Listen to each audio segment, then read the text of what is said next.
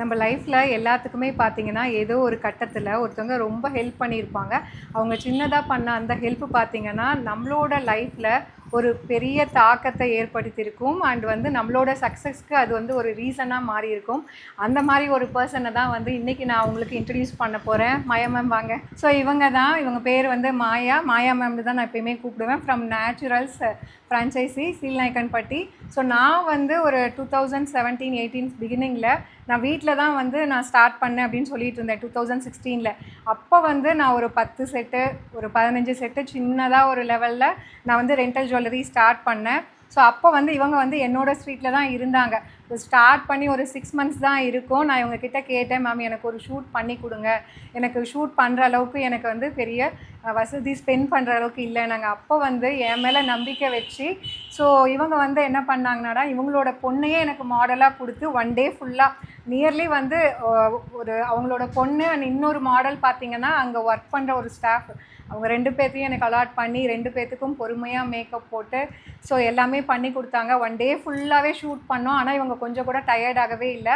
ஒரு ஸ்டார்டிங் ஸ்டேஜில் ஸோ என்ன நம்பி அவங்க பண்ண அந்த ஒரு சின்ன ஹெல்ப் பார்த்திங்கன்னா என் லைஃப்பில் வந்து ஒரு பெரிய இம்பேக்டை க்ரியேட் பண்ணிச்சு. எனக்கு வந்து ரெண்டல் ஜுவல்லரி அப்படிங்கும்போது நம்ம யூஸ்வலாக செட்டை வந்து மேனிக்வீனில் போட்டு காட்டுவோம். பட் ஆனால் அப்போ வந்து நான் அந்த மாடல் ஷூட்டு அப்போ தான் வந்து ஸ்டார்டிங்கில் நம்ம சேலமில் அப்படிங்கும்போது ஸோ அது வந்து ஒரு நியூ ட்ரெண்டுன்னு சொல்லலாம். அப்போ நான் வந்து ஃபஸ்ட்டு சேலமில் நான் தான் அந்த மாதிரி ஷூட் வந்து பண்ணேன். அதாவது ரெண்டல் ஜுவல்லரிக்கு அப்படிங்கும்போது எனக்கு நிறைய விசிபிலிட்டி கிடச்சிது.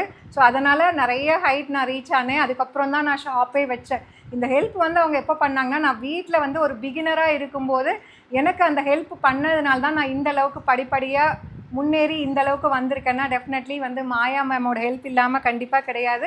அண்ட் வந்து அவங்க எப்போயுமே எனக்கு ஒரு இன்ஸ்பிரேஷன். ஸோ நம்ம வந்து கொஞ்சம் டயர்டானா கூட ஸோ இவங்க ஒர்க் பண்ணுறதை பார்த்துட்டு இவங்க கொஞ்சம் கூட டயர்டாகாமல் மூஞ்சி செலுத்தாமல் எப்படி ஒர்க் பண்ணுறாங்க அப்படின்னு பார்த்துட்டு எப்பயுமே வந்து நான் ஒரு நியூவாக ஒரு வெஞ்சர் வந்து ஸ்டார்ட் பண்ணுறேன், ஏதாவது ஒரு லைஃப்பில் அடுத்த ஸ்டேஜ் போகிறேன்னா கண்டிப்பாக இவங்களுக்கு இன்ஃபார்ம் பண்ணுவேன். அந்த லாஸ்ட் மினிட்லையாவது சொல்லிவிடுவேன், மேம் இந்த மாதிரி பண்ண போகிறேன், நீங்கள் கண்டிப்பாக வரணும்னு. அந்தளவுக்கு என்னோடய லைஃப்பில் வந்து மிகப்பெரிய ஒரு தாக்கத்தை ஏற்படுத்துகிறேன் பெண்மணி அப்படின்னா மாயா மேம். ஸோ நான் வந்து உங்களுக்கு எப்படி சொல்கிறதுனா thank you so much for coming in to my life and changing my life. So என்னோடய லைஃப்பில் இவ்வளோ பெரிய நான் ஆண்டர்ப்ரினராக இருக்கேன் அப்படின்னா அவங்க ஃபஸ்ட்டு பண்ண ஹெல்ப்னால தான். ஸோ ஒரு சின்ன token of love.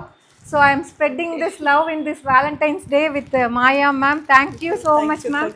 I love you so much. So நீங்கள் வந்து என்னோடய லைஃப்பில் ஒரு பெரிய இம்பேக்டை க்ரியேட் பண்ணிகிட்ருக்கீங்க. Thank you so much ma'am. நீங்கள் ஏதாவது பேசணுன்னா சொல்லுங்கள்.